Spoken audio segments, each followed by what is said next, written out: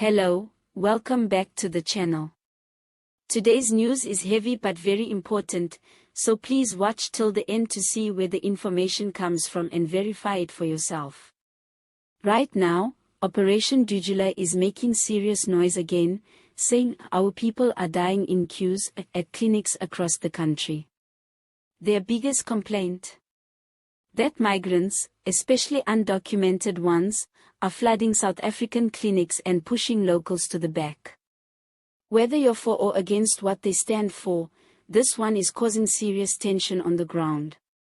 In places like Hillbrow, Rosettenville, Diepsloot and even Jeppe, Operation Dudula members have been physically present at public health clinics, asking people for ID before they can enter.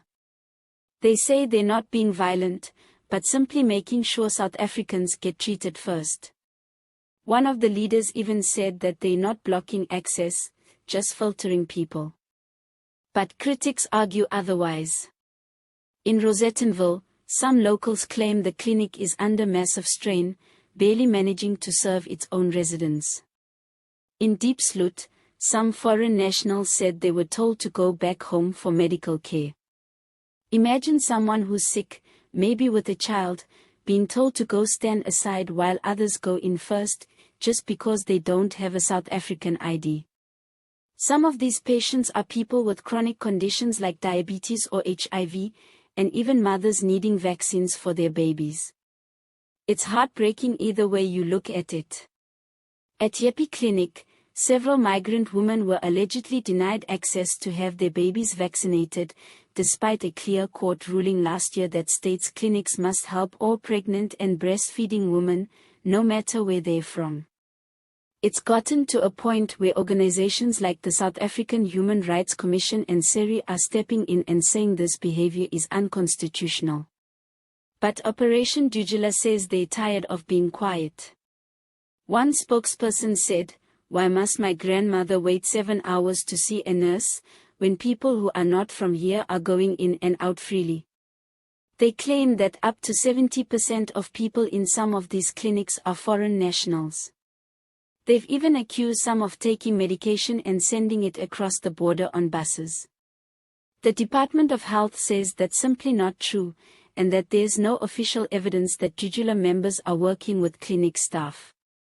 They've made it clear that everyone who walks into a clinic, especially those in need of urgent care, must be helped regardless of their nationality. That's in line with the Constitution and the National Health Act. Political parties have now entered the chat. Action SA is pushing to change the constitution to make it harder for foreigners to access free health care. But let's be honest, changing the constitution is not easy. It needs a 2/3 majority in parliament, and it's also a very sensitive issue that could cause more division. On the ground, however, the frustration is real. South Africans are tired of waiting hours in long queues.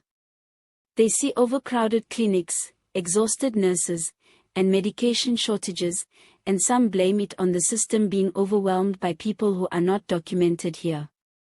But human rights organizations are warning us, we are playing a dangerous game.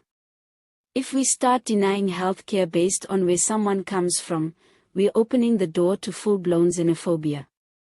Health policy experts say this whole issue is being used for political gain, especially ahead of local elections.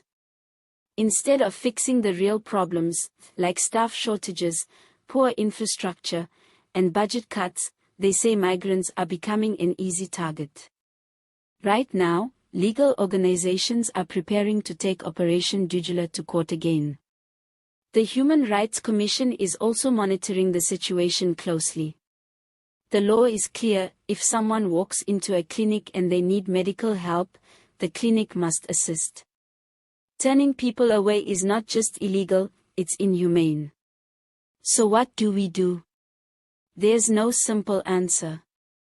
But what's clear is that we can't let groups without legal power start running public clinics like they're border posts. It's the government's job to manage immigration, and it's the Department of Health's job to treat people. The moment we hand that power over to street activists, we risk turning our democracy into something very ugly. And just to be clear, all the images used in this video are for illustration purposes only. We are showing general scenes of clinics, waiting rooms, and people, but not anyone specifically involved in the story. If you'd like to check and verify the information, you can look at recent reports from local health officials, community leaders, the Human Rights Commission, organizations like SERI, as well as statements from Dudula and Action SA. And now for a little joke to lighten the mood. One auntie said the queue at the clinic was so long, she aged 2 years before she saw the doctor. By the time she got inside, the nurse said, "Ma'am, your appointment was last year." Thanks for tuning in. Don't forget to like the video, share it with someone who needs to see the truth, and subscribe to the channel for more updates. Let us know in the comments, should undocumented migrants be allowed access to our clinics, or is Dudula making a valid point? Stay safe, and please, no fighting in the queue.